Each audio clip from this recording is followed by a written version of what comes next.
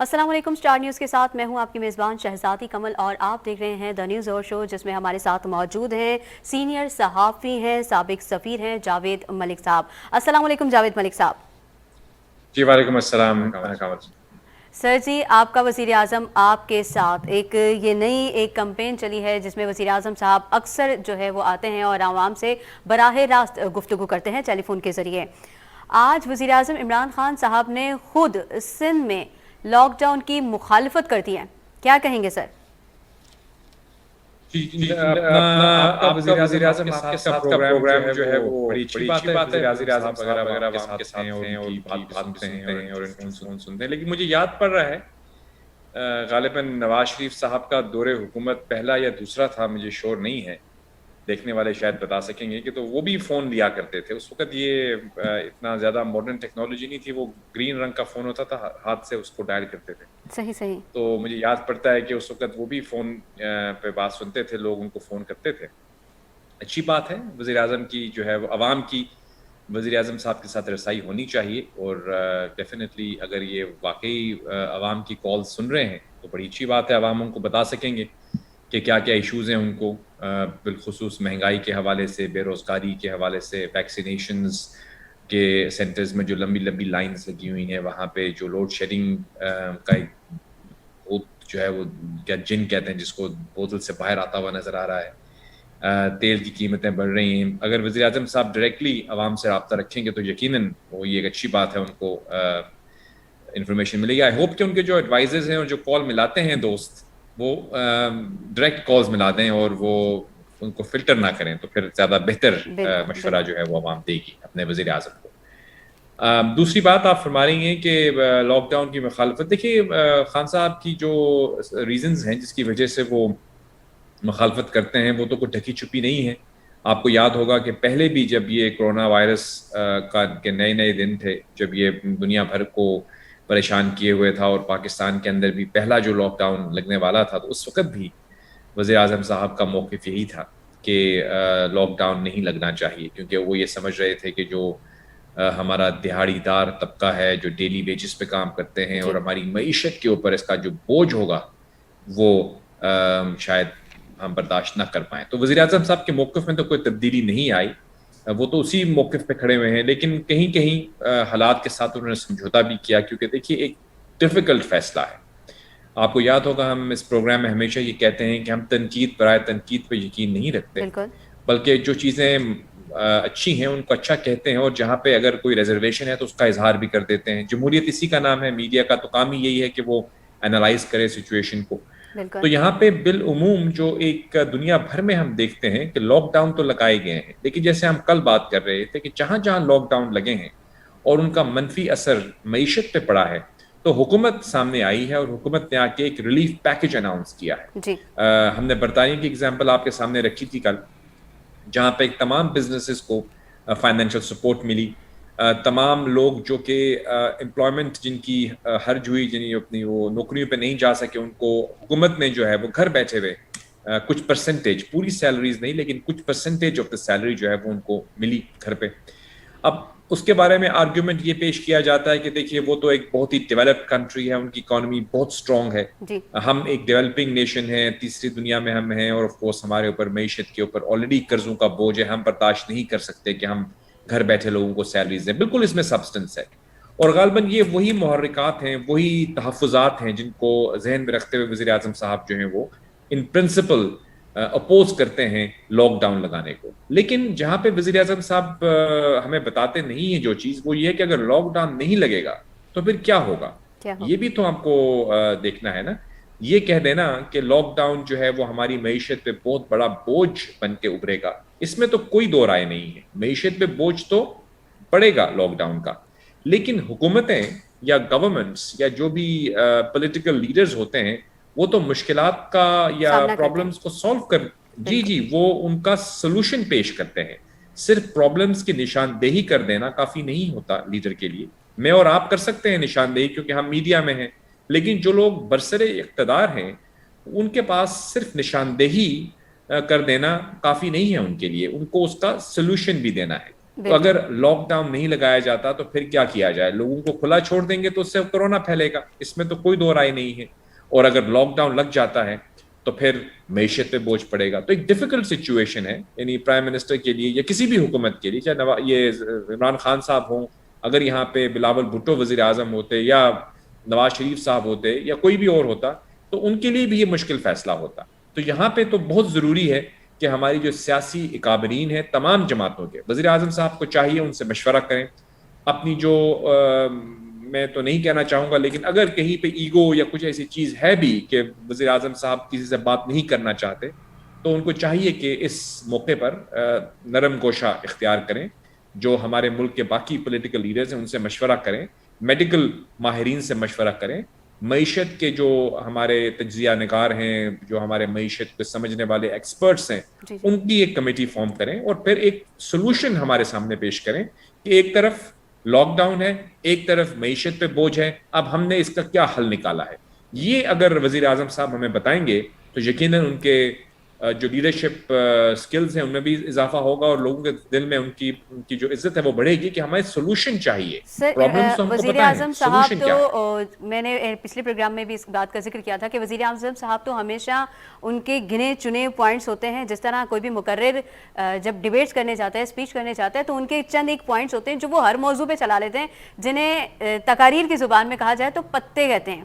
تو وزیر اعظم صاحب نے بھی خصوصی نا کچھ پوائنٹس رکھے ہوئے کہ اپوزیشن کو کس طرح تنقید کا نشانہ بنانا ہے. اگر آپ مائنڈ نہ کریں تو ہم یہ بھی کہہ دیں کہ کچھ لوگ ایسے بھی تھے جو پتے کو پرچی کہہ کے وزیر اعظم کوئی اور وزیر اعظم تھے ان کا تمسخر اڑا دیا کرتے تھے، جو بھی غلط بات تھی. جی جی سر، اسی طرح انہوں نے آج جس طرح وہ عوام سے مخاطب ہوئے اور ان کے سوالوں کے جواب دیے ہیں، وہی دوبارہ سے ان کی باتیں تھیں کہ ملک کو دو خاندانوں نے بڑی بے دردی سے اور بے شرمی سے لوٹا ہے اور ملک کے اداروں کو تباہ کر دیا ہے.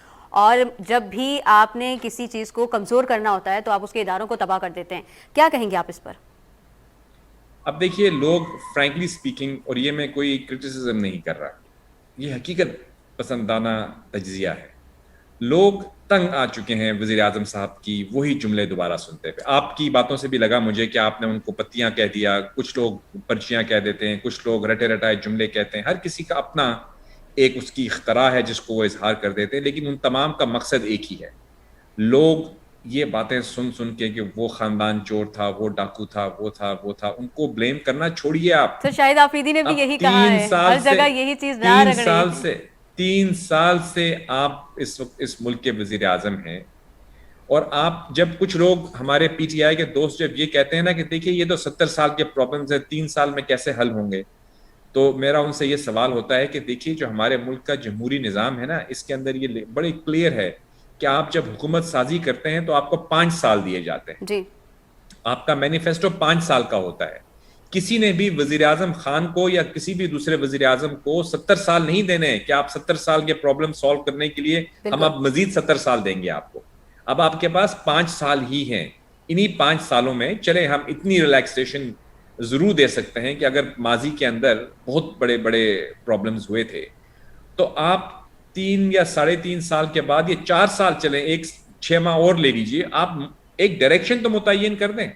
اب یہ تو بتا دیں کہ یہ ہم نے جو آپ نے کہا تھا کہ میں وزیر اعظم ہاؤس کو یونیورسٹی بناؤں گا، اس کی کون سی یونیورسٹی بن رہی ہے، اتنا بتا دیں. چلے یونیورسٹی نہ بنائیں، اس کو یہ بتا دیجیے کہ کیا وہ ایگریکلچر کی یونیورسٹی ہوگی، کیا وہ سائنس اینڈ ٹیکنالوجی کی یونیورسٹی ہوگی، کیا وہ کمپیوٹر سائنسز پڑھائی جائے. کون سی آپ نے پلان بنایا ہے کہ پرائم منسٹر ہاؤس میں جو یونیورسٹی آپ بنانے والے تھے وہ کس سبجیکٹ میں ہمیں یونیورسٹی بن کے سامنے آئے گی. اور گورنر ہاؤس پنجاب کے اندر جو آپ نے سائنس اینڈ ٹیکنالوجی کی یونیورسٹی کا ذکر کچھ لوگوں نے کیا تھا، وہ کہاں تک پہنچی ہے، اس کا کوئی فیزیبلٹی بنی ہے، کوئی اس کی کوئی لائے عمل تیار کیا گیا کہ کب سے وہاں پہ اسٹوڈنٹس جو ہیں وہ ایڈمیشن حاصل کر پائیں گے. اور جو 1 لاکھ گھر بننے والے تھے یا 1 کروڑ غالباً، وہ گھر جو ہیں ان کی بنیادیں کہاں ہیں، یعنی ان کے کوئی پیپرز ہیں، کوئی اگر میں خریدنا چاہوں یا میں وہاں پہ اپلائی کرنا چاہوں یا آپ کرنا چاہیں کہ ہمیں گھر مل جائے تو وہ کیسے ہم کر لیں، 1 لاکھ گھر ہمیں کیسے ملیں گے. اور جو امپلائمنٹ ہمارے نوجوان ڈگریاں لے کے گھوم رہے ہیں، اگر وہ جابس تلاش کرنا چاہیں تو وہ کس ڈپارٹمنٹ سے رابطہ کریں جہاں پہ وہ ان کو نوکریاں فراہم کریں گے. تو جو وعدے کیے گئے تھے ان کی کوئی مطلب 20% 30% تو جو ہے چیز پوری ہو جائے تو عوام پھر آپ کی باقی تمام باتوں کو مان لیں گے. لیکن اب اگر گھڑی گھڑی آپ یہ کہتے رہیں گے کہ بھئی نواز شریف نے یہ کر دیا, زرداری صاحب نے یہ کر دیا, یہ وہ ہو گیا, وہ تو اب بھول چکے ہیں. آگے بڑھیے. بالکل بالکل. سر نیب کے ادارے کی انہوں نے بات کی کہ نیب کا ادارہ پہلے بھی ان کے پاس موجود تھا اور اب ان کو جو ہے وہ لگ رہا ہے کہ نیب کا ادارہ غلط ہے. اس پر کیا کہیں گے کہ نیب کا, اب کہہ رہے ہیں کہ وہ نیب کا ادارہ تباہ ہو گیا ہے. کس کس ادارے کی تباہی کا ملبہ یہ پچھلی حکومتوں پر ڈالیں گے؟ اب دیکھیے, نیب کا ادارہ یہ تو کہتے ہیں نیب انڈیپینڈنٹ ہے. اگر نیب انڈیپینڈنٹ ہے تو پھر ان کے تحفظات جو ہیں وہ پچھلی حکومت سے کیسے ہو سکتے ہیں؟ کیسے ہو سکتے ہیں؟ یہ تو ایک کانٹرڈکشن ہے نا, کہ اگر آپ یا تو آپ یہ کہہ رہے ہیں کہ میں آپ کی بات سے یہ سمجھ رہا ہوں کہ کیا آپ یہ کہہ رہے ہیں کہ جو ماضی کی حکومتیں ہیں وہ چلا رہی ہیں نیب؟ کون چلا رہا ہے نیب؟ یہی تو بات ہے نا, کون چلا رہا ہے اس کو؟ اگر تو یہ تو بالکل عجیب سی بات لگتی ہے کہ نواز شریف صاحب یا زرداری صاحب یا ان کے کوئی اور حواری جو وہ نیب چلا رہے ہیں. نیب تو ایک انڈیپینڈنٹ ادارہ ہے, اور اگر کسی حد تک اس کی ایڈمنسٹریٹو جو پولیس یا ایف آئی اے جو اس کو سپورٹ فراہم کرتے ہیں وہ تو آپ کے زیر اثر ہے. وفاقی حکومت کے تابع ہے ہماری پولیس فورس, ہماری انویسٹیگیشن ایجنسیز, ہماری جو ایف آئی اے ہے, آئی بی ہے, یہ سب فیڈرل گورنمنٹ کو رپورٹ کرتی ہیں, اور وہی معاون کے طور پر بھی اگر نیب چاہے تو ان کو سپورٹ بھی کر سکتی ہیں. فار ایگزامپل اگر کسی کے بارے میں ان کو انکوائریاں کرنی ہے تو اگر وہ پولیس سے یا کسی بھی حکومتی ادارے سے معاونت مانگیں گے تو وہ تمام ادارے وفاقی حکومت کے زیر سایہ ہیں. بالکل. اور آپ کے پاس اینٹی کرپشن ڈپارٹمنٹ بھی ہے. اگر آپ نیب سے سیٹسفائیڈ نہیں ہیں آپ اس ڈپارٹمنٹ کو ایکٹیویٹ کر دیجئے. کچھ عرصے پہلے تک تو کہتے تھے کہ نیب جو ہے وہ بہت اچھی ہے, اب پتہ نہیں ان کو کیا ریزرویشنز ہو گئی ہیں اس سے. اب وہ کہہ رہے ہیں کہ ادارے تباہ ہو رہے ہیں. اچھا سر, اپوزیشن والے کہتے ہیں یا جو سندھ حکومت کا بھی اکثر یہی جو ہے وہ گلہ ہوتا ہے کہ وزیر اعظم صاحب جو ہیں وہ اگر آتے بھی ہیں تو ہمیں بتاتے نہیں ہیں, یا ملاقاتیں نہیں ہو پاتی, یا آپس میں ان لوگوں کی کوارڈینیشن اچھی نہیں ہے. اور وزیر اعظم صاحب یہ کہہ رہے ہیں کہ جی اپوزیشن والے نہ تجویز لے کر آتے ہیں نہ ہی تجویز کو مانتے ہیں. تو ان دونوں چیزوں کو, حکومت اور اپوزیشن کا جو خاص طور پہ وزیر اعظم صاحب سے جو تعلق ہے, یہ کس طرح کنیکٹ کیا جا سکتا ہے کہ وہ بھی اپنی تجویز لے آئیں اور ان کی تجویز بھی مان لی جائیں؟ ہے تو بڑا مشکل, لیکن کیسے ممکن ہے؟ وفاق اور صوبوں کے درمیان جو رسا کشی کا عمل ہے یہ کچھ اس حکومت سے ہم اس کو لنک نہیں کر پائیں گے. آج تو چلیں پی ٹی آئی کی حکومت ہے وفاق میں اور ادھر پی پی پی کی ہے سندھ میں. کے پی کے میں اور پنجاب میں تو پی ٹی آئی ہے, اور بلوچستان میں بھی ان کے الائز ہی آلموسٹ ہیں. تو جہاں بھی ہم نے دیکھا ہے کہ حکومت وفاق میں دوسری ہوتی ہے اور صوبے میں دوسری ہوتی ہے تو ایک رسا کشی تو رہتی ہے. آپ کو یاد ہوگا جب ماضی میں نواز شریف صاحب کی حکومت جو تھی وہ وفاق میں تھی لیکن کے پی کے میں پی ٹی آئی کی حکومت تھی, تو ان کے درمیان بھی رسا کشی رہتی تھی, ایک دوسرے کو بلیم کرتے تھے. اس وقت بھی وہی چیزیں جو آج سندھ کہہ رہا ہے وہ اس وقت کے پی کے کہتا تھا وفاقی حکومت کے خلاف, کہ دیکھیے وفاقی حکومت ہمارے ساتھ کوآپریٹ نہیں کرتی ہے, ہمارے فنڈز ریلیز نہیں ہوتے, یہ نہیں ہوتا, وہ نہیں ہوتا. آج ہم وہی دیکھ رہے ہیں کہ جو پی پی پی کی حکومت ہے, سندھ کی حکومت یعنی, وہ وفاق پہ جب وہی الزامات لگاتی ہے تو وفاق کے پاس وہی جواب ہوتے ہیں جو اس وقت نواز شریف صاحب کی پی ایم ایل این کی حکومت میں سے ملا کرتے تھے. اس سے ہمیں یہ اندیہ ملتا ہے یا ہم یہ اس سے اخذ کر سکتے ہیں کہ جو ہمارا نظام ہے, جو ہمارا کانسٹیٹیوشنل ڈھانچہ ہے جس میں وفاق اور صوبوں کے درمیان اختیارات کی تقسیم کا جو عمل یا جو لاہ عمل یا ایک ترتیب بنائی گئی ہے, اس کے اندر کہیں نہ کہیں ابھی بھی گیپس موجود ہیں. کچھ چیزیں تو ہم نے 18ویں ترمیم, 17ویں ترمیم, 18ویں ترمیم, ان کے بعد ہم نے ان کو پروونسز کو ڈیوالو کیا ہے. فار ایگزامپل ایجوکیشن جو ہے وہ وفاقی سبجیکٹ نہیں ہے, وہ صوبائی سبجیکٹ بن گیا ہے. اسی طرح پولیس اور لا انفورسمنٹ جو ہے وہ لوکل پروونس کے پاس چلی گئی ہے. ہیلتھ کیئر بھی کسی حد تک جو ہے, بلکہ آلموسٹ تقریباً 80% کی جو ہیلتھ کیئر ہے آپ کی وہ صوبے کے پاس ہے. اب آپ کے پاس جو وزیر صحت ہوتے ہیں وہ ایک کوارڈینیشن کا رول ادا کر رہے ہوتے ہیں. انٹیریئر جو ہے وہ وہاں پہ بھی اگر آپ چلے جائیں تو وفاقی وزیر جو ہیں وہ یہ کہتے ہیں کہ ان کی جو اوبیسلی وہ پورے ملک کے وفاقی منسٹر آف انٹیریئر ہیں, لیکن جو سندھ ہے اس کی اپنی پولیس فورس ہے, کے پی کے کی اپنی ہے. تو یہاں کہیں نہ کہیں ہم دیکھتے ہیں کہ آپس میں ایک طرح سے چپکلش چلتی رہتی ہے وفاق کی اور صوبوں کے درمیان. اس کو ہم کسی جماعت سے منسوب نہیں کر سکتے. میں یہ نہیں کہوں گا کہ اس وقت پی ٹی آئی کی حکومت ہے تو وہ کوآپریٹ نہیں کر رہی پی پی پی کے ساتھ. مجھے یاد پڑتا ہے کہ جب پی ایم ایل این کی حکومت تھی اس وقت بھی پی پی پی کی حکومت سندھ میں تھی اور کچھ آپس میں ان کی جو تھی وہ چپکلچ رہتی تھی. اور آپ کو اگر آپ اس سے پیچھے لے جائیں تو ایک ایسا وقت بھی تھا جب پنجاب کے اندر پی ایم ایل این کی حکومت تھی اور وفاق کے اندر پیپلز پارٹی کی حکومت تھی. آپ کو یاد ہوگا وہ گورنر ہوا کرتے تھے پنجاب کے جن کو مار دیا گیا لاہور میں, تاثیر صاحب. جی تو آپ کو یاد ہوگا بڑی وہ یعنی کافی تند و تیز جملے وفاق کے نمائندے کی حیثیت سے پنجاب کے خلاف کرتے تھے. شہباز شریف صاحب کو ہمیشہ وہ تنقید کا جو ہے وہ نشانہ بنایا کرتے تھے. شہباز شریف صاحب جو تھے وہ ہمیشہ جو ہے وہ وفاق کو تنقید کرتے تھے. تو یہ ہم دیکھتے آئے ہیں, ایک مسلسل ہمارے ملک کی تاریخ رہی ہے کہ صوبوں اور وفاق کے درمیان ایک رسا کشی کا عمل چلتا رہا ہے. اب ہمارے جو کانسٹیٹیوشنل ایکسپرٹس ہیں یا ہمارے جو لا میکرز ہیں ان کو چاہیے کہ وہ سنجیدگی سے اس پہ غور کریں, کیونکہ دیکھیے آپ اگر وفاق کی حکومت میں ہیں یا آپ صوبائی حکومت میں ہیں, میری نظر میں آپ کی پرائمری رسپانسبلٹی, اولین ترجیح جو ہے آپ کی وہ یہ ہے کہ آپ عوام کو ریلیف فراہم کریں. اور وہ عوام کو ریلیف فراہم کرنے کے لیے کوئی بھی اگر امپیڈمنٹس ہیں, کوئی لکوناز ہیں, اوور لیپنگ ہے کہیں پہ اختیارات کے اندر کہیں پہ اگر آپ دیکھتے ہیں کہ اوور لیپنگ ہوتی ہے, یعنی آپ فیصلہ سازی کے اندر پوری طرح سے آزادی نہیں رکھ سکتے صوبے کی حیثیت سے, تو آپ ان چیزوں کو ریز کریں. اسی حوالے سے ہم نے آپ پتہ ہے کہ ایک ہماری کمیٹی ہے کامن انٹرسٹ کی جو ہر کچھ فریکوینسی پہ ملتی ہے, تمام چیف منسٹرز اس کے ممبرز ہوتے ہیں اور وزیر اعظم سے ان کی ملاقاتیں ہوتی ہیں. تو کوارڈینیشن کسی حد تک تو ہے, لیکن میں سمجھتا ہوں کہ اس پہ سنجیدگی سے غور کرنے کی ضرورت ہے. اس قسم کے جو واقعات ہوتے ہیں نا جو ابھی ہو رہے ہیں, جس میں آپ دیکھ رہی ہیں کہ صوبے اور وفاق کے درمیان تناؤ بڑھتا جا رہا ہے, یہ آج کی بات نہیں ہے, یہ ایک مسلسل عمل ہے جو کہ ہم دیکھتے آئے ہیں. تو خان صاحب جہاں اتنی بڑی بڑی باتیں کر رہے ہیں, ریفارمز کرنے کی کوشش کر رہے ہیں, ان کو چاہیے کہ اس معاملے میں بھی وہ سنجیدگی سے اپنی کوئی کمیٹی فارم کریں جو صوبوں اور وفاق کے درمیان جو ہے اختیارات کے جو ایک پاور شیئرنگ کا جو فارمولا ہے اس کی نظر ثانی کرنے کے بعد اس کو مزید سہل بنا دیں تاکہ عوام کو ریلیف فراہم کرنے میں رکاوٹیں دور کی جا سکیں. یہ ہماری تجویز ہوگی جو کہ اگر کوئی سننے والا ہے تو سن سکتا ہے. صحیح. سر عمران صاحب تو کہتے ہیں کہ طاقتور جو لوگ ہیں وہ مجھے بلیک میل کر رہے ہیں, اور بلیک میل کر رہے ہیں کہ یا تو ہمیں این آر او دو, ہم پر ہاتھ مت ڈالو, اگر ہم پر ہاتھ ڈالا تو ہم حکومت گرا دیں گے. تو 3 سالوں سے تو حکومت نہیں گری ہے, 3 سالوں سے یہ بلیک میل بھی نہیں ہوئے, تو پھر کون سے بڑے لوگ ہیں جو ان کو بلیک میل کر رہے ہیں اور جن کے یہ دباؤ میں آ رہے ہیں اور بار بار ایک ہی بات کر رہے ہیں؟ کیونکہ اگر حکومت گرانا موجودہ جو اپوزیشن ہے یا جن پارٹیوں کا یہ ذکر کر رہے ہیں اگر وہ ہوتی تو اب تک تو حکومت گر چکی ہوتی. دیکھیے یہ وزیر اعظم صاحب یا کوئی بھی وزیر اعظم صاحب, میں عمران خان صاحب کی بات نہیں کر رہا, کوئی بھی وزیر اعظم ہو, میں نہیں سمجھتا کہ ان کو زیب دیتا ہے کہ وہ یہ کہیں کہ as a prime minister of a country in کو کوئی بلیک میل کر سکتا ہے. مطلب prime minister of the country جو ہے وہ چیف ایگزیکٹو ہے, وہ کسی کی بلیک میل میں کیوں آئے گا, وہ کیوں آئے؟ تو اگر آپ کو لگتا ہے کہ کوئی آپ کو بلیک میل کرتا ہے تو آپ پھر کلیئرلی بتائیں وہ کون ہے جو آپ کو بلیک میل کرتا ہے, نام لیں اس کا. آپ تو وزیر اعظم ہیں, کوئی بھی ہو, یو مسٹ ٹیل دا نیم, عوام کو بتائیں حقیقت.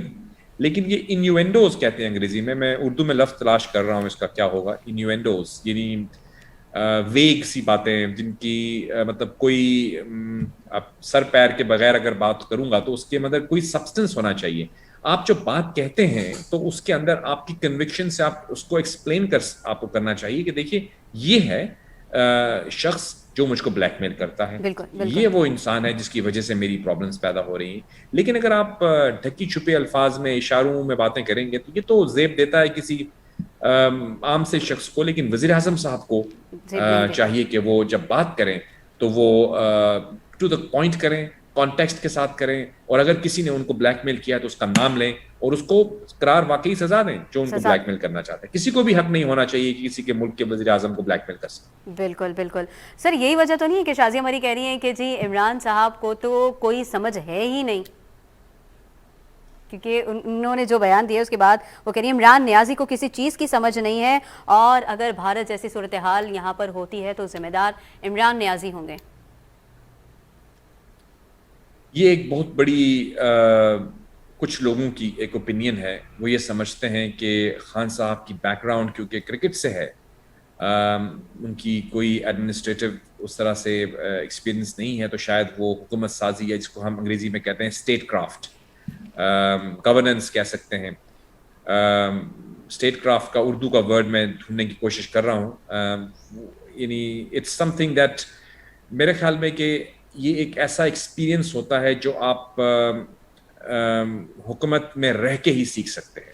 اگر آپ کمپیریزن کریں گے, نواز شریف صاحب کی اگزامپل لے لیں اگر آپ, تو وہ پہلے ایک ایم پی اے بنے, اس کے بعد وہ پنجاب کے اندر ایک وزیر فائنانس منسٹر بنے میرے خیال میں پنجاب کی, جی بالکل, اور اس کے بعد وہ کرتے کرتے چیف منسٹر پنجاب بنے, پھر کچھ میرے خیال میں 2 ٹرمز کے بعد وہ آئے جو وفاق کے اندر یعنی پی ایم ایل این کے لیڈر بنے, پھر اس کے بعد وہ آئی جی آئی کے رہنما بنے, وہاں سے ہو کے پھر وہ وزیر اعظم بنے, اور کچھ لوگوں کے بقول وہاں پہ بھی وہ کامیاب نہیں ہو سکے. تو مطلب اتنے سارے عمل سے گزرنے کے بعد بھی آپ کو ایکسپیرینس کی ضرورت ہوتی ہے. بالکل. عمران خان صاحب ایم این اے رہے ہیں ضرور, لیکن ان کی جو حکومت تھی کے پی کے میں وہ یقیناً ایک ماڈل تھا جس کو یہ ایمولیٹ کر سکتے تھے اگر وہ ایک ماڈل اس کو کوئی کہے تو, لیکن انفارچونیٹلی وہاں پہ جتنے بھی ان کے پولیٹیکل لیڈران تھے یا ان کی جو حکومت سازی کے اندر انوالو پرسنالٹیز تھیں وہ وفاق میں نہیں آئی, ماں سوائے 1 یا 2 کے. جو چیف منسٹر تھے ان کے وہاں پہ خٹک صاحب, ان کو انہوں نے ڈیفینس میں لے آئے, مطلب ڈیفینس کے اندر کوئی گورننس نہیں ہے, وہ تو کوآرڈینیشن کا رول ہوتا ہے. بیسکلی آپ کی ڈیفینس کی ذمہ دار ہماری پاک افواج ہوتی ہیں, ہماری بری افواج اور بحری اور جو فضائی ہیں, ان کو مل کے ایک ہماری جو آرمڈ فورسز کے جوائنٹ چیف ہیں, پھر ہمارے منسٹر آف ڈیفینس جو کوآرڈینیٹ کر رہے ہوتے ہیں پولیٹیکل گورنمنٹ اور ہماری آرمڈ فورسز کے درمیان. تو ان کی جو اگر وہ ایک بہت ہی کامیاب وزیر اعلیٰ تھے آپ کی حکومت کی 5 سال جو آپ نے کے پی کے میں گزاری, تو آپ کو چاہیے تھا کہ آپ ان چیف منسٹر کو کسی ایسی جگہ پہ لے کر آتے کہ وہ عوام کو ریلیف فراہم کرتے, لیکن ان کو انہوں نے اس جگہ پہ نہیں رکھا, انہوں نے بالکل ایک ڈفرنٹ نوعیت کی وزارت ان کو دے دی.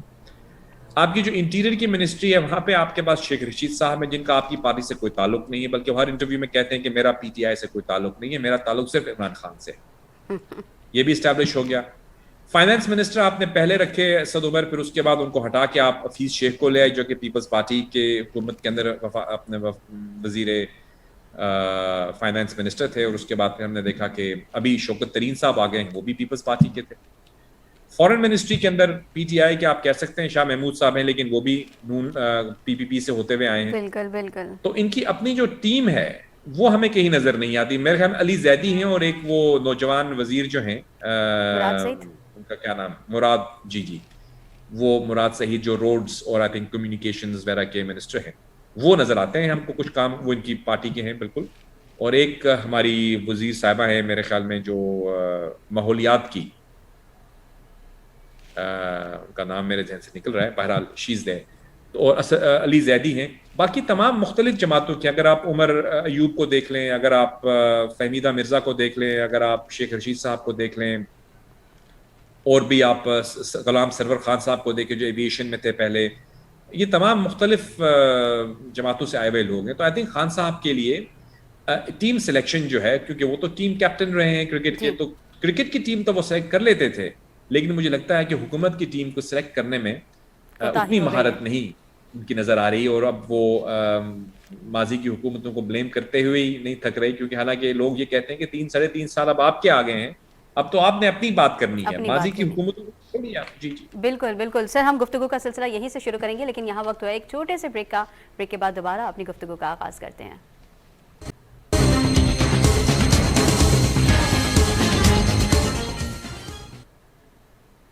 ویلکم بیک ناظرین, آپ دیکھ رہے ہیں نیوز اوور شو, اور ہمارے ساتھ موجود ہیں جاوید ملک صاحب. جاوید ملک صاحب, ابھی آپ ہمیں گنوا رہے تھے کپتان کی جو ٹیم ہے اس کے نام, تو میں یہاں پر یہ سوال کرنا چاہوں گی کہ جیسے شازیہ مری نے بھی آج کہا ہے کہ بھائی ملک پر نالائقوں کی حکومت مسلط ہے, تو ان میں سے زیادہ تر نالائق تو وہی ہیں جو ان کی حکومت میں تھے. دیکھیں, ہم تو ایسے جملہ نہیں کہیں گے کیونکہ یہ تو وہ وزیر صاحبہ ہیں, سوری وزیر ہیں نہیں ہیں, میرے خیال میں سینیٹر ہیں یا ایم این اے ہیں, تو اوبیسلی وہ ایز اے پولیٹیکل لیڈر یہ اپنی تنقید کر سکتی ہیں. ہمیں مناسب نہیں لگتا کہ ہم کسی کو نا تجربے کار یا نکما یا ایسا کچھ کہیں. ہاں یہ ضرور کہہ سکتے ہیں کہ دیکھیے خان صاحب نے جو امیدیں دلائی تھیں لوگوں کو، جو ایکسپیکٹیشنز کا لیول جو ہے اتنا ہائی ہو گیا تھا عوام کے دلوں میں، مدینہ کی ریاست اور نیا پاکستان، اور یہ ماضی کی تمام جو کرپشن اور غلطیاں اور کوتاہیاں، اور جس کی وجہ سے ہمارا ملک 70 سال سے مشکل میں تھا، اس بھنور سے ہماری کشتی نکل آئے گی. تو لوگوں نے امیدیں جو تھی نا وہ بہت زیادہ دلا دی تھی پی ٹی آئی نے لوگوں کو. تو اب یوں لگ رہا ہے کہ کیونکہ وہ سب چیزیں جو ہیں وہ کہیں نہ کہیں پہ پوری نہیں ہوتی ہوئی نظر آ رہی ہیں عوام کو، تو وہ ایک طرح سے ڈسپونڈنسی یا ایک طرح سے نا امیدی سی کی کیفیت ہے. لیکن ہماری کوشش ہوتی ہے کہ ہم ہمیشہ یہ کہیں کہ دیکھیں نا امیدی گناہ ہے، ہمیشہ امید رکھنی چاہیے، لیکن امید کے لیے ضروری ہے کہ ایک سنجیدگی سے اگر آپ اس چیز کو دیکھیں تو لوگ آئی تھنک یہ ایکسپیکٹ کرتے ہیں کہ ایٹ لیسٹ ڈائریکشن جو ہے وہ آپ کو بہتر کر دینی چاہیے تھی. بالکل ڈائریکشن جو ہے یعنی آپ ایک سمت جو ہے وہ متعین کر دیتے کہ آپ کی جو گورنمنٹ ہے اس کے اندر کیا نیا ہوا ہے، یعنی کس طرح سے آپ نے، اگر ماضی کے حکمران جو تھے وہ خزانے پہ بوجھ تھے تو آپ نے اس خزانے کا بوجھ کیسے ہلکا کیا ہے. اگر وہاں پہ آپ کہا کرتے تھے کہ کابینہ بہت بڑی ہوتی ہے، اتنی بڑی کابینہ کی ضرورت نہیں ہے، تو پھر آپ کی کابینہ کی تعداد جب ہم گننے بیٹھتے ہیں تو وہ بھی اتنی ہی نظر آتی ہے، بلکہ کچھ زیادہ نظر آتی ہے کچھ حکومتوں سے. اگر آپ جو نان ڈیولپمنٹ ایکسپینڈیچرز ہیں جو ہماری ملک کے جس کو آپ کہتے ہیں شاہ خرچیاں، وہاں پہ ہمیں کوئی کمی خاطر خواہ نظر نہیں آتی. ہاں کہیں کہیں پہ کچھ ہم دیکھ رہے ہیں کہ آسٹیرٹی ہوئی ہے، لیکن کوئی اتنی زیادہ بھی آسٹیرٹی نظر نہیں آ رہی کہ جس سے ہم یہ کہیں کہ بہت زیادہ فرق پڑ گیا ہے. اصل میں جو باٹم لائن ہے، ہم کوئی یعنی اکانومی کے ایکسپرٹ نہیں ہیں، معیشت کو ہم اتنی گہری طرح سے تو نہیں سمجھتے، لیکن ہمارے کچھ دوست جو کہ معیشت پہ بڑی گہری نگاہ رکھتے ہیں وہ ہمیں یہ بتاتے ہیں کہ اس ملک کی جو اکنامک پرابلمز ہیں ان کا ایک ہی حل ہے، اور وہ یہ ہے کہ آپ گروتھ بڑھائیں اپنی. دیکھیے اگر آپ کچھ کسی حد تک اپنی ایکسپینڈیچرز کم کر بھی دیں گے، خان صاحب نے یہ غلط فہمی تھی ان کو کہ غالباً جو ہے یہ پرائم منسٹر ہاؤس یا پریزیڈنٹ ہاؤس یا جو گورنرز کے گھر ہیں ادھر سے کچھ یہ اتنے زیادہ خرچ کر دیتے ہیں، سارا کچھ یہ لوگ کھا جاتے ہیں اور عوام کو کچھ نہیں ملتا. یقیناً وہاں پہ کمی کرنے کی ضرورت ہے، لیکن اصل میں جو مین چیز ہے نا وہ آپ کی اکانومی کی گروتھ ہے. اگر آپ کی انکم بڑھ جائے گی تو آپ کے خرچے کسی حد تک زیادہ بھی ہوں تو وہ آپ کو کم لگیں گے. اس کی بڑی سمپل سی اگزامپل ہے، اگر ایک شخص اپنے گھر میں رہتا ہے، اس کے 2 بچے ہیں، میاں بیوی ہیں، اور وہ سمجھیے 30,000 روپے مہینہ کماتا ہے اور اس کے خرچے جو ہیں وہ 15,000 روپے ہیں، تو آپ کو یہ لگ رہا ہے کہ 50% ان کی جو آمدنی ہے وہ ان کی خرچ ہو جاتی ہے، ان کے پاس 50% بچتی ہے.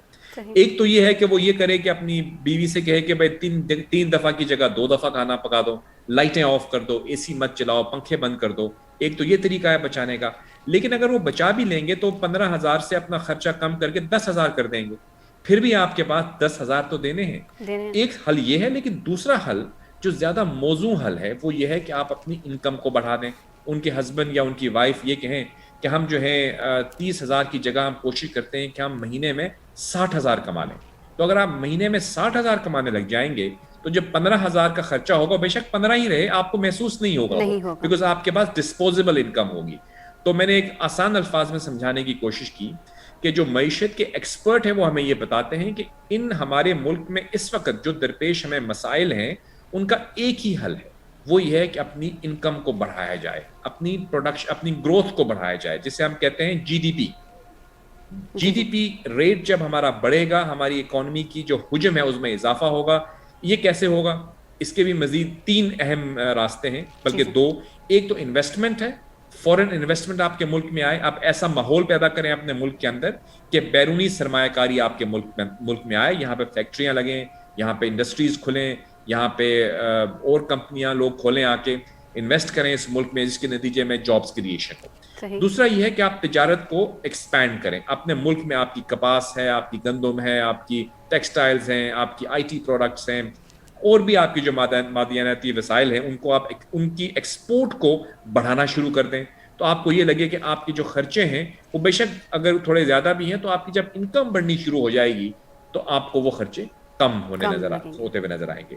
یہ جو ماضی میں حکومت گزری ہے نا نواز شریف صاحب کی، ان کی حکومت کے جو فائنینشیل ایکسپرٹ تھے، اسحاق ڈار صاحب ہوئے یا دوسرے ہوئے، ان سے ہماری جب بھی بات ہوتی ہے تو ہمیں یہی بتاتے تھے کہ ان کا فوکس یوں تھا, وہ چاہتے تھے کہ گروتھ آئے ہمارے ملک میں, اور اس صحیح. کے نتیجے میں ہماری جو اکانومی پہ بوجھ ہے وہ کم ہو جائے. یہاں پہ تمام کا تمام فوکس جب ان کو بتایا گیا کہ دیکھیں یہ لوٹ کے لے گئے ہیں, وہ لوٹ کے لے گئے, تو انہوں نے آ کے ایکسپینسز کو تو کم کرنا چاہا, لیکن ان کو اب ریئلائز ہو رہا ہے کہ یہ ایکسپینسز اتنے زیادہ نہیں تھے. جسے میں نے کہا 15,000 سے کاٹ کوٹ کے آپ 10 کر سکتے ہیں اپنے خرچے, صحیح. آپ اس کے زیادہ کم نہیں کر پائیں گے, وہ آپ کو گھر چلانے کے لیے چاہیے. لازمی ہے. ایک ہی راستہ ہے, اپنی انکم کو بڑھائیے, اپنی اکانومی میں گروتھ پیدا کیجیے, انویسٹمنٹ کے فروغ کے لیے اقدامات کیجیے, تجارت کو بڑھانے کے لیے اقدامات کیجیے. جب تک یہ نہیں ہوگا آپ کی اکانومی کبھی بھی ٹھیک نہیں ہوگی. یہ وہ بیسک جو ہے وہ ایک فارمولا ہے.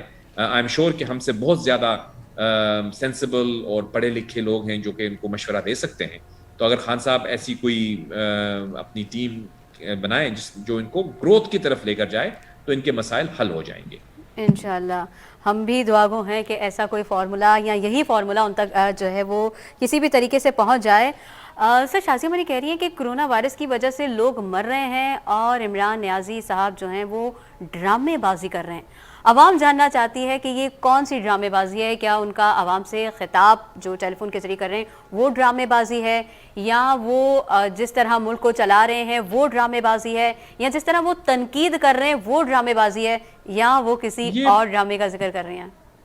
دیکھیں, یہ پولیٹیکل سٹیٹمنٹس ہیں ایک دفعہ پھر, مطلب میں ان کے بارے میں کچھ نہیں کہنا چاہوں گا. یہ ان سر, کی کوئی رائے تو ایک ہوگی آپ پارٹی کی. کی, میں نہیں سمجھتا کہ ان کی اس کامنٹ کی کوئی رسپانس ہم دے سکتے ہیں. مطلب ہم نے آلریڈی بتا دیا ہے کہ یہ دیکھیں پولیٹیکل پارٹیز ایک دوسرے پہ تنقید کرتی رہتی ہیں, یہ اس کا ایک حصہ ہے. انہوں نے کہہ دیا, وہ کہہ دیا, ختم ہو گئی بات. لیکن سر, جس طرح بلاول بھٹو صاحب کے بیان پر اسد عمر صاحب نے تنقید کی, اور پھر اس کے اوپر اسد عمر صاحب کے اوپر تنقید ہوئی ہے کہ آپ میں اگر اہلیت ہوتی تو آپ کو وزیر خزانہ کے عہدے سے نہیں ہٹایا جاتا, تو کیا واقعی صرف یہی ریزن ہوتا ہے کسی بھی وزیر کو اس کے عہدے سے ہٹانے کا؟ وہ بھی ایک بڑے ہی انٹرسٹنگ پوزیشن میں اپنے آپ کو پاتے ہیں تو وہ پی ٹی آئی میں, بھائی ان کے جو ہے وہ پی ایم ایل این میں ہیں, اور پی ایم ایل این کے اندر بھی وہ نواز شریف صاحب کے اسپوکس مین ہیں. یعنی ان کی تمام جو فارمولاز جو اسد عمر صاحب لے کر آتے ہیں, ان کا سارا توڑ انہی کے بھائی پیش کر دیتے ہیں آگے دوسرے دن ٹیلی ویژن میں یا پروگرام میں بیٹھ کے. تو اب اسد عمر صاحب کے سامنے تو یہ ایک بہت بڑا پرابلم ہے کہ وہ اپنے گھر کے لوگوں کو بھی وہ کنونس نہیں کر پا رہے. تو اوبیسلی خان صاحب کو کیسے کرتے. تو اچھے آدمی ہیں, قابل عزت ہیں ہمارے لیے, ہماری ملاقاتیں بھی دفعہ ہوئی ہیں ان سے. مطلب ماشاء اللہ, ایک تو قد ان کا اللہ نے بڑا لمبا قد دیا ہے ان کو, اور دونوں ہمارے جو وزیر اعظم گزرے ہیں ابھی ریسنٹلی, کیا نام ہے, شاہد خاقان عباسی صاحب, دو طویل القامت سیاستدان ہیں ہمارے, کافی ماشاء اللہ طویل القامت ہی کہہ سکتے ہیں ان کو. تو ان کی جو پالیسیز تھیں وہ ایز اکانومسٹ رہے ہیں, انگرو کے بھی وہ غالباً چیف ایگزیکٹو رہے ہیں, لوگوں کی بڑی ایکسپیکٹیشنز تھی ان کے ساتھ. لیکن مجھے لگتا ہے کہ خان صاحب نے غالباً ان کو بھی پراپرلی یوٹیلائز نہیں کیا اسد عمر صاحب کو. این سی ایس جو یہ ادارہ ہے جس کے اندر وہ کام کر رہے ہیں, یا پلاننگ کمیشن میں, obviously he is doing a good job, planning کا وہ کام کر رہے ہیں. لیکن obviously پولیٹیکل لیڈرشپ کچھ اور ہوتی ہے اور پلاننگ کچھ اور ہوتی ہے. ہم وش ہم ویل, انہوں نے اچھا کام کیا ہے کرونا وائرس کے حوالے سے, بٹ آئی ڈونٹ تھنک کہ وہ پراپرلی یوٹیلائز ہو رہے ہیں, کیونکہ جو ان کا جو مین فوٹے تھا, جو ہمیں بتایا گیا تھا کہ وہ اکانومی تھا اور اکنامک ریوائول تھا, اور جتنی بھی فارمولاز, جتنی بھی کیا کہتے ہیں ان کو آئیڈیاز تھے اکانومی کو ریوائیو کرنے کے, خان صاحب کو جب وہ کنٹینر پہ ہوتے تھے یا جب وہ اپوزیشن میں تھے, وہ اسد عمر صاحب نہیں دیے ہوئے تھے. تو خان صاحب نے ان کو حکومت میں آتے ہی اکانومی سے ریلیٹڈ بنایا کچھ ٹائم کے لیے منسٹر آف فائنانس, لیکن پھر ہٹا دیا. تو یہ غالباً ان کی پوزیشن جو ہے وہ بڑی ان یوزول سی ہے. صحیح. سر, چونکہ پروگرام کا وقت بھی کم ہے, میں جاننا چاہوں گی کہ جس طرح آج بھی 65 افراد جو ہیں وہ کرونا وائرس سے انتقال ہو چکا ہے, یہ 24 گھنٹوں کے دوران 5000 سے زائد نئے کیسز بھی رپورٹ ہوئے ہیں. ہم بار بار لوگوں کو کہہ رہے ہیں کہ آپ ویکسین لگوائیں, اور ویکسینیشن سینٹرز میں جو رش دیکھ رہے ہیں اور جس طرح دھکم پہل دیکھ رہے ہیں, اس کے بعد یہ جی ہر ضلع میں ایک اسپتال جو ہے وہ 24 گھنٹے کھلے گا, اس کے باوجود رش کم نہیں ہو رہا. تو کوئی ترکیب, کوئی تجویز کہ جس طرح لوگوں کو اچھے طریقے سے ویکسینیشن بھی مل جائے اور یہ رش جو ہے وہ بھی کم ہو, اور لوگ اس چیز کو اپنائیں, کوئی جاتے ہوئے ڈرے نہیں کہ بھئی وہاں پہ تو بہت رش ہے, بہت لمبی لائنیں ہیں, 2 گھنٹے لگ جائیں گے, 4 گھنٹے لگ جائیں گے. تو کیا کر سکتے ہیں ہم اس معاملے پر؟ دیکھیے ایک ڈیفیکلٹ سچویشن ہے اس میں تو کوئی دو رائے نہیں ہے. دیکھیں 200 ملین سے زیادہ آپ کی پاپولیشن ہے, آپ کوئی چھوٹا ملک تو ہے نہیں کہ آپ اس کو کنٹین کر سکیں. ویکسینیشن سینٹرز میں رش تو ہوگا, لیکن اوبیسلی مجھے لگتا یہ ہے کہ اس کو بیٹر آرگنائز کیا جا سکتا ہے. لیکن انفارچونیٹلی ہر چیز ہم حکومت پہ نہیں ڈال سکتے کہ حکومت کی ذمہ داری ہے. عوام کو بھی کسی حد تک ڈسپلن کا مظاہرہ کرنا پڑے گا. دیکھیے اگر آپ ایک لائن, ہمارے ہاں ویکسینیشن تو دور کی بات ہے, یہاں پہ شادی ہوتی ہے جب, آپ کو پتہ ہے, اور وہاں پہ بالکل ہم مہمان کے طور پہ لوگ انوائٹڈ ہوتے ہیں, لیکن جب کھانے کا ٹائم آتا ہے تو وہاں پہ بھی دھکم پیل شروع ہو جاتی ہے, آپ نے دیکھا ہوگا. اور جو جلسے ہوتے ہیں پولیٹیکل رہنماؤں کے, جب جلسے ہوتے ہیں وہاں پہ جب بریانی پڑنے لگتی ہے تو سارے لوگ پارلیمنٹ تقریر میں کو ہو بھول جاتی جاتے ہیں ہے. اور بریانی کی طرف بھاگ جاتے ہیں. تو اب یہ تو ہمارے معاشرے میں انفارچونیٹ ایک ریالٹی ہے جس کو ہم ذہن میں رکھتے ہیں کہ ہم ڈسپلن ہماری ہم خود کو بھی اس میں شامل کریں گے, ہم دوسروں پہ تنقید نہیں کریں گے. من حیث القوم ہم کسی حد تک ڈسپلن کا فقدان ہے ہمارے اندر, یہ تو ہے ہی. اس لیے ضروری ہے کہ حکومت جب بھی ایسے کوئی پروگرامز لے کر آتی ہے جیسے ویکسینیشن ہے یا کچھ بھی ہے, تو اس کے لیے یہ ذہن میں رکھتے ہوئے فیصلے فرمائے کہ آپ کو پتہ ہے کہ آپ کی عوام جو ہے وہ کس نوعیت کی ہے. یہاں پہ اگر آپ اس سے ایکسپیکٹ کریں گے کہ وہ ایک سیدھی لائن لگا کے سوشل ڈسٹینسنگ کے ساتھ 6 فٹ کے فاصلے پہ کھڑے رہیں گے اور باری باری اپنی ویکسینیشن لگائیں گے, تو یہ تو آپ ایکسپیکٹیشنز آپ کی جو ہیں وہ غالباً پوری نہیں ہوں گی, کیونکہ ہمارا ڈی این اے ہی نہیں ہے ایسا. ہم کیسے لائن لگا کے آئیں؟ اس کو کیسے امپلیمنٹ کیا جائے یہ تو پھر جو کوئی سول ایڈمنسٹریشن کے ایکسپرٹس ہوں گے وہی آپ کو بتا پائیں گے. لیکن ویکسینیشنز ہونی چاہیے, اور ویکسینیشنز کے سینٹرز میں اگر اضافہ کر دیا جائے تو غالباً یہ رش کم ہو سکتا ہے. اگر آپ کے پاس 10 سینٹر ہیں تو آپ ان کو 20 کر دیں, اگر آپ کے پاس 20 ہیں آپ ان کو 40 کر دیں, اور اگر آپ کے پاس 100 ہیں تو ان کو آپ 200 کر دیں, کیونکہ آپ کے پاس یہاں 200 ملین لوگ ہیں. ان کو آپ کو ویکسینیٹ کرنا ہے. بہت بڑی تعداد ڈیفینیٹلی جو ہے وہ ہمارے دیہات میں رہتی ہے, وہاں پہ شاید اتنا بڑا پرابلم نہ ہو, لیکن جو ہمارے بڑے اربن سینٹرز ہیں جیسے کراچی ہے, لاہور ہے, ملتان ہے, فیصل آباد ہے, راول پنڈی ہے, اسلام آباد ہے, یہ بڑے بڑے جہاں پہ کنسنٹریشن ہے عوام کی, یعنی پاپولیشن وہاں پہ جمع ہے آپ کی, تو وہاں پہ کچھ بہتر نظام ہونا چاہیے. سینٹرز جو ہے ان کی تعداد میں اضافہ کرنے سے ہی اس مسئلے کا, میں تو یہ نہیں کہہ سکتا کہ حل ممکن ہے, لیکن کسی حد تک اس کو کنٹین کیا جا سکتا ہے اگر آپ سینٹرز کی تعداد میں اضافہ کرتے ہیں. سینٹرز کی تعداد میں اضافہ, بالکل سر. آپ نے ابھی انٹیریل کی بات کی, تو پنجاب سائڈ میں یا دیہات سائڈ میں دیکھیں تو آج ہی ایک خبر نظروں کے سامنے سے گزری کہ ایک ویکسینیشن سینٹر میں 8 گھنٹوں سے یا شاید 6 گھنٹوں سے لائٹ نہیں تھی, اور وہاں پہ جو ورکرز تھے وہی گرمی سے نڈھال ہو کر تالا لگا کر چلے گئے. تو ایسے سچویشن میں ہم جب عوام سے کہہ رہے ہیں کہ جی آپ ویکسینیٹ خود کو کروائیں, ویکسینیشن لگوائیں, اور یا تو ان کو سہولیات نہیں مل رہی, اور اگر وہاں تک رسائی ہو رہی ہے, تو پھر اس طرح کی سچویشن میں واقعی آپ کی تجویز بڑی کارآمد ہو سکتی ہے کہ ویکسینیشن سینٹرز بڑھائے جائیں. لیکن سر سندھ کی اگر ہم بات کریں, لاک ڈاؤن جو ہے وہ لگا دیا گیا, اس کے بعد کچھ نرمی بھی کی گئی, لیکن آج بھی جگہ جگہ ناکے لگے ہوئے ہیں. عوام کی طرف اگر ہم کہیں کہ ماسک پہ فوکس ہو تو وہ تو نہیں ہے, کیونکہ جس راستے سے میں گزر کے آئی ہوں وہ فٹ پاتھ پہ جو انہوں نے سینٹرز میں گارڈن ٹائپ کا ایریا بنایا ہوا ہے, وہاں پر اتنی بڑی تعداد میں فیملیز موجود ہیں, بچے موجود ہیں, تو مجھے لگ رہا تھا شاید ہی پارکس جو بند ہوئے ہیں تو یہاں پہ نئے پارکس کھل گئے. تو ہم اگر ویکسینیشن سینٹرز ہم نہیں بڑھا رہے ہیں, ہم لاک ڈاؤن لگا رہے ہیں, اس کے باوجود اگر یہ ماحول نظر آ رہا ہے تو ہم کس طرح اس پہ قابو کریں گے؟ دیکھیے یہ تو اوبیسلی اس کا کوئی سلوشن ہم تو دینے کے پوزیشن میں نہیں ہیں, لیکن بہرحال ہم یہی کہہ سکتے ہیں کہ ویکسینیشن سینٹرز کو انکریز کرنا چاہیے. کرونا وائرس جو ہے وہ ایک دنیا بھر میں اس نے جو ہے کوہرام مچایا ہوا ہے. ہم دیکھ رہے ہیں کہ کوئی بھی ملک جو ہے اس سے بچا ہوا نہیں ہے اس وقت, چاہے وہ مغربی ملک دنیا ہو یا مشرقی دنیا ہو. لوگ جو ہیں وہ ایک مشکل سے گزر رہے ہیں, اور ہم دعا گو ہیں اللہ سبحانہ و تعالیٰ سے کہ اللہ تعالیٰ ہم سب کو محفوظ رکھے. جن لوگوں کو کورونا ہوا ہے, کچھ لوگ ریکور ہوئے ہیں, انفارچونیٹلی بہت سے ایسے لوگ بھی ہیں جو اپنی جان گنوا بیٹھے ہیں, دنیا سے چلے گئے ہیں. ہم ان کے لیے دعا گو ہیں, اور جو زندہ ہیں ہم ان کے لیے دعا گو ہیں کہ اللہ ان کو محفوظ رکھے. لیکن یہ ہے کہ حفاظتی تدابیر جو ہیں وہ تو یقینی بنانی چاہیے. ہمارے لیے ضروری ہے کہ ہم ڈسٹینسنگ وغیرہ کو مینٹین کریں, لیکن جو گراؤنڈ ریالٹیز ہیں وہ یہی ہیں کہ کرونا وائرس جو ہے اس کی جو چوتھی لہر ہے, ڈیلٹا ویریئنٹ, یہ ایک بہت ہی مہلک ویریئنٹ ہے, اور ہمیں چاہیے کہ ہم اس کی جو آگاہی ہے اس کو بھی زیادہ بہتر کر سکیں, اور اگر ممکن ہو پائے تو بہت بڑی تعداد میں ویکسینیشنز کرنے کی ضرورت ہے، اور ہم امید کرتے ہیں کہ حکومت اس پر عمل کرے گی بے شک اور انشاءاللہ۔ ہمارے لوگ بھی حکومت کے ساتھ کوآپریٹ کریں گے انشاءاللہ۔ بالکل بالکل، بڑی اچھی خوبصورت بات سے اختتام کیا ہے اپنی گفتگو کا، کہ ہمیں امید ہے کہ حکومت بھی کرے گی اور ہم عوام بھی اس کے ساتھ حکومت کے ساتھ پورا کوآپریٹ کریں، کیونکہ اگر حکومت لاک ڈاؤن لگا رہی ہے ہم اس پر تنقید کر رہے ہیں، حکومت لاک ڈاؤن نہیں لگا رہی اس پر ہم کہہ رہے ہیں کہ جی کراچی میں بہت زیادہ کرونا پھیل گیا ہے، بہت زیادہ حالات خراب ہو رہے ہیں۔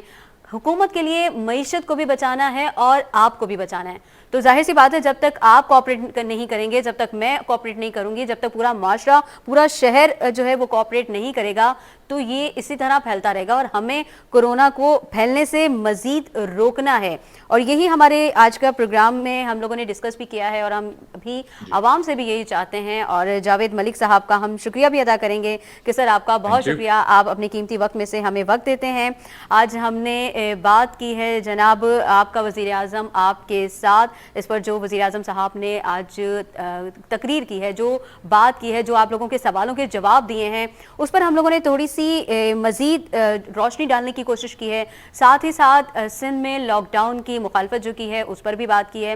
لاک ڈاؤن نہیں کرتے تو کیا سچویشن ہو سکتی ہے، یا اس سے بچنے کے لیے کیا طریقہ کار ہم لوگ اپنا سکتے ہیں، ویکسینیشن کی جو ایک پروسیس ہے پورا اس کو کس طرح بڑھایا جا سکتا ہے، یہ جو قطاریں لگی ہوئی ہیں، یہ جو رش لگا ہوا ہے اس کو کس طرح کم کیا جا سکتا ہے۔ بڑی اچھی تجویز دی ہے سر نے کہ آپ ویکسینیشن سینٹرز کو بڑھائیں، اور بڑا خوبصورت ان کا جملہ تھا کہ جی ہمیں بھی حکومت کے ساتھ کوآپریٹ کرنا چاہیے، ماسک کا استعمال ہمیں لازمی کرنا ہے، ہمیں سینیٹائزر کا خیال رکھنا ہے، سوشل ڈسٹینس کا ہمیں بہت خیال رکھنا ہے، کیونکہ ہماری جان ہمارے ساتھ ساتھ ہمارے جو اپنے ہیں ان کے لیے بھی بہت قیمتی ہے۔ اور آپ کو یہ بھی بات بتا دی جائے کہ کرونا وائرس ایک بار ہونے کے بعد دوبارہ بھی ہو سکتا ہے، جس طرح احسن اقبال صاحب کو شاید دوبارہ تشخیص ہو گئی ہے اور انہوں نے خود کو قرنطینہ کر لیا ہے، تو عوام سے بھی یہی ہماری درخواست ہے، یہی اپیل ہے کہ خدا را اپنا خیال رکھیے، خود کو بچائیے اور اپنوں کو بھی بچائیے۔ بہت شکریہ جاوید ملک صاحب، اس کے ساتھ ہی ہمارے پروگرام کا وقت ختم ہوتا ہے۔ انشاءاللہ دوبارہ پھر ملاقات ہوگی ایک نئے موضوع کے ساتھ، نئے سوالوں کے ساتھ، اور آپ کے لیے پھر یہی تلقین کہ خدا را آپ لوگ سوشل ڈسٹینس کا اور ماسک کا ضرور خیال رکھیں۔ اللہ حافظ۔